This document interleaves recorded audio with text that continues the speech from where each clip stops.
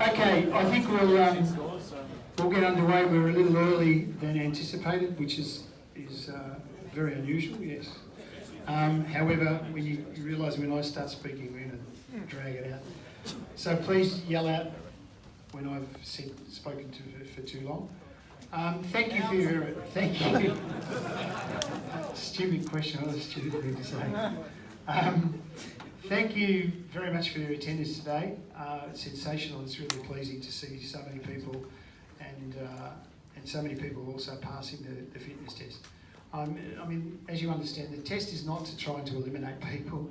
We're not in a position of throwing people out. We want more and more referees to referee.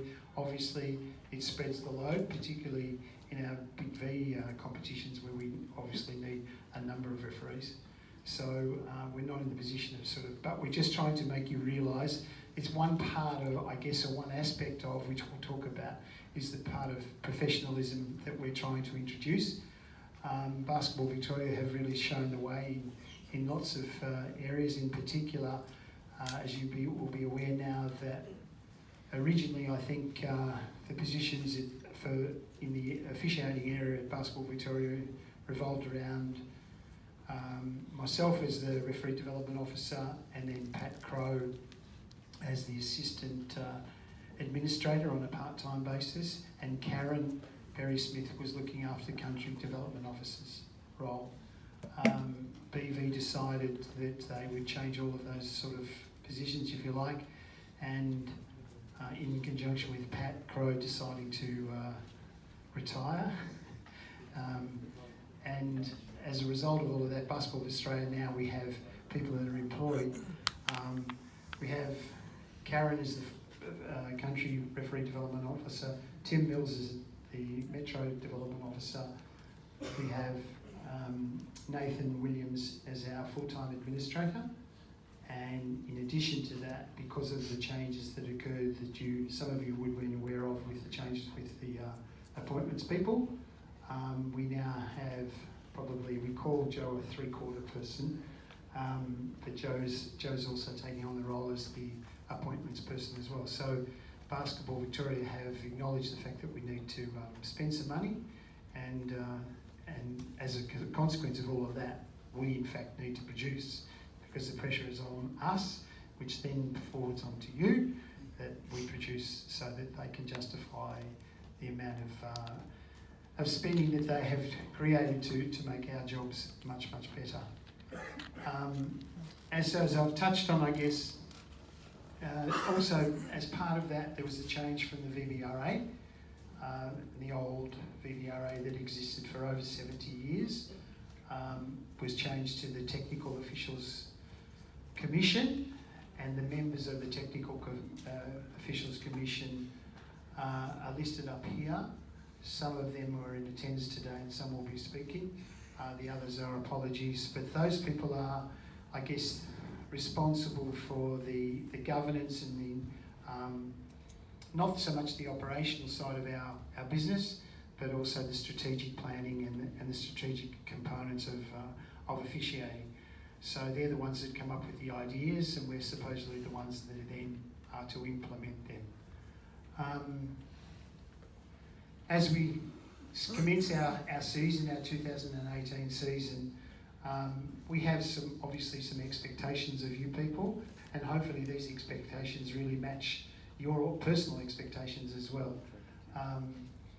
But we need to sort of put some things in place to ensure that hopefully, one, that you people know where you sit in the circumstances that we're in, and also we need to sort of have some rules in place that we can make sure that you people abide to, and makes it easier for everybody else.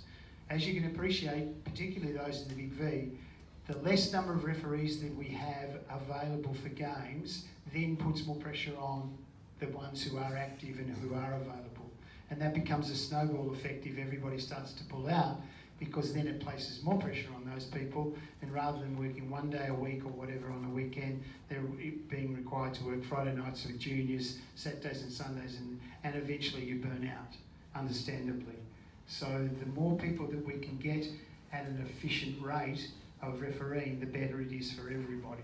And so, you know, when you're making a decision about when you're pulling out of something, that it has a real impact and a snowball effect down the line on all the other referees that you're working with.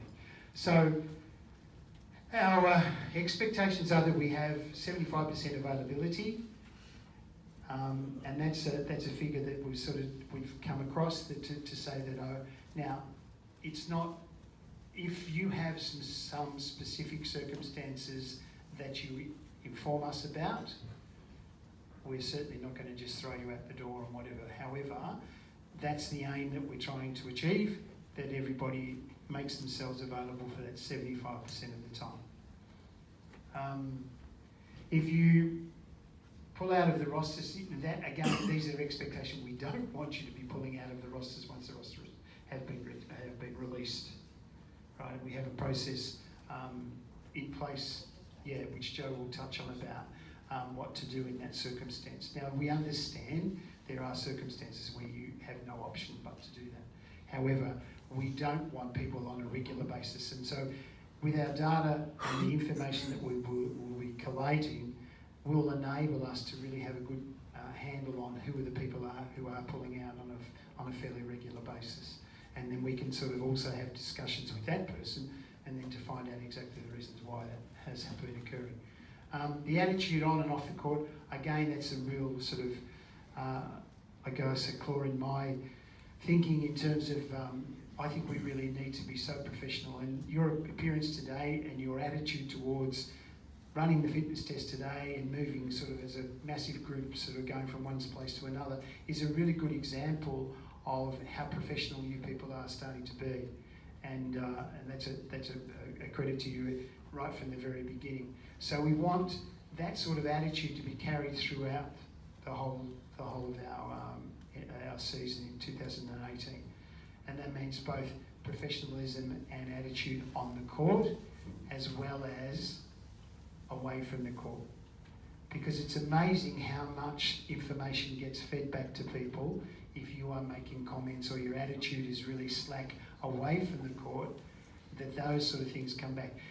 I guess I can relate the easiest way to deal with this is if we're coming down to finals or selections of people for particular games, I can guarantee you it's human nature that it will come down to someone's attitude.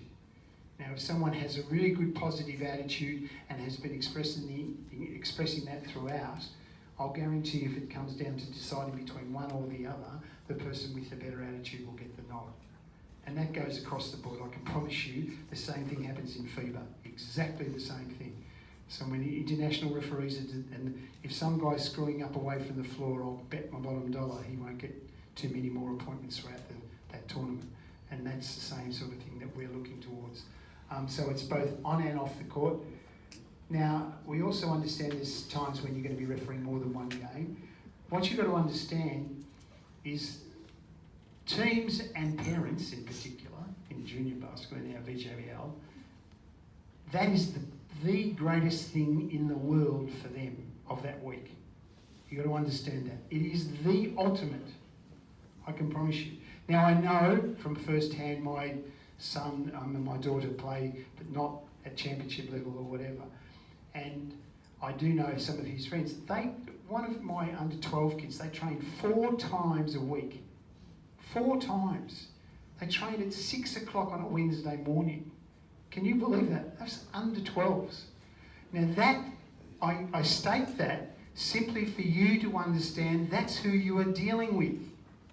You are dealing with parents who are willing to take their children 4 times a week at 6 o'clock in the morning to basketball training.